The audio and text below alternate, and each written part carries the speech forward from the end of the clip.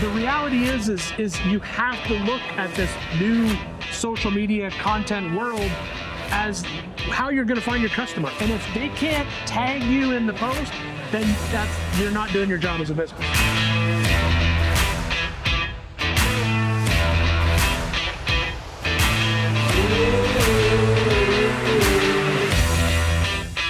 Hi, this is SME Media Senior Editor Michael McConnell. I'm here at FABTECH Canada with Ian Johnson, who just gave the keynote presentation this morning. How are you doing, Ian? I'm doing great. So can you explain us to our viewers here, what's your background in relation to the manufacturing fabrication industry? Yeah, so manufacturing fabrication, I started my life as an automotive mechanic. Okay. So I was working on cars at a General Motors dealership in Kingston. And then when I became a teacher, I actually went back and got an additional teaching certification in welding and fabrication because they were trying to close the welding shop in my high school.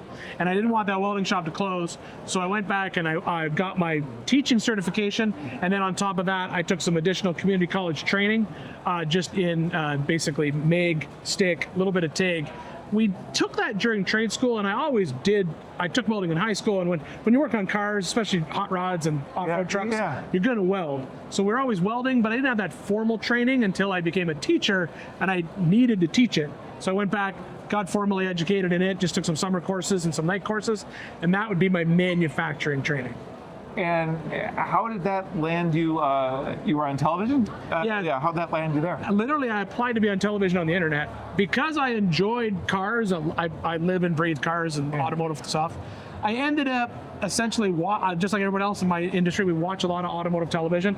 And I watched this TV show called Monster Garage. It came on TV. At that time, there was no social media, so there was a forum. So I joined the forum, and on the forum was a thread where you could apply to be on the show. So I applied to be on the show. Next thing you know, I'm in California shooting an episode. I was the first Canadian to do the show.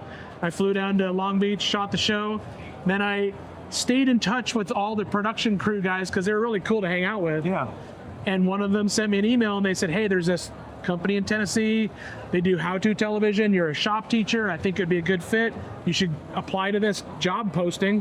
So I applied, and I'm making television for 20 years now, 24 years now. So going back to what you were talking about in your keynote this morning, is there an audience out there for manufacturing content? I think there's a couple audiences. Okay. If I'm a manufacturing or a company that has to support manufacturing in any way, there's an audience for content, because the reality is, let's say you're a machine man. Let's use ESOP Welding and Cutting as an example. Sure. I do a lot of work with them. Yeah.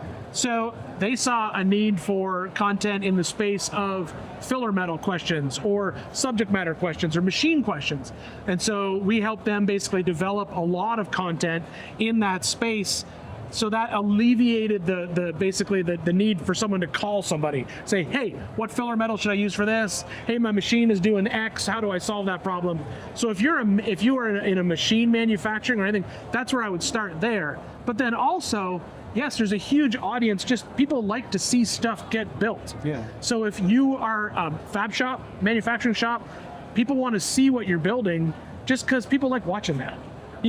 People are always going to want to see cool stuff get done. Your message is, our manufacturers, our shops aware of that there's an audience for this content? The highly successful ones are, because they've taken advantage of it. Yeah. The ones that, and I talk to people all the time. I talked to some people this morning after the keynote who were like, hey, I got a shop. What should I do? The reality is you have to look at this new social media content world as how you're going to find your customer.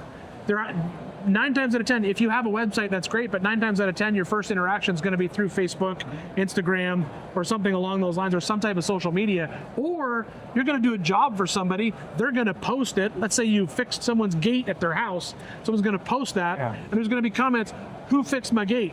And if they can't tag you in the post, then you're not doing your job as a business. Now, on stage, you were talking about some of the mega brands and how great their social media strategies are. But what about small shops? There's a lot of very tiny machine shops and what have you. What's social media for them, and can they do that? 100% for them is Facebook. Start at Facebook. Okay. Facebook is probably the best at localized targeted marketing. So if you're a small fab shop, then yes, I'd spend a lot of time on Facebook Marketplace. You can go into you can post an ad on Facebook Marketplace, which people think of Facebook Marketplace as just like, oh, that's where I'm going to sell my old shoes. Sure. But no, you could go into Facebook Marketplace, create an ad for your fab shop, and then target that ad just to your area. So it's not going to go over the whole internet. You can say, I just want this to land in Mississauga, or I just want this to land in south side of Chicago. Yeah. You can do that in those in that Facebook place where you can go to targeted social. That's key for them, 100%. Someone watching this, one takeaway, what's the message they should take away from this?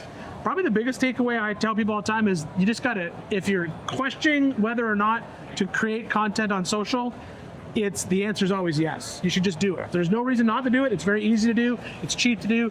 Just put forth a strategy, sit down and really think about what you want your message to be. Just make the content. Ian, thanks for talking to us. Thank you. Thank you. Right on. Thank you. Bye-bye.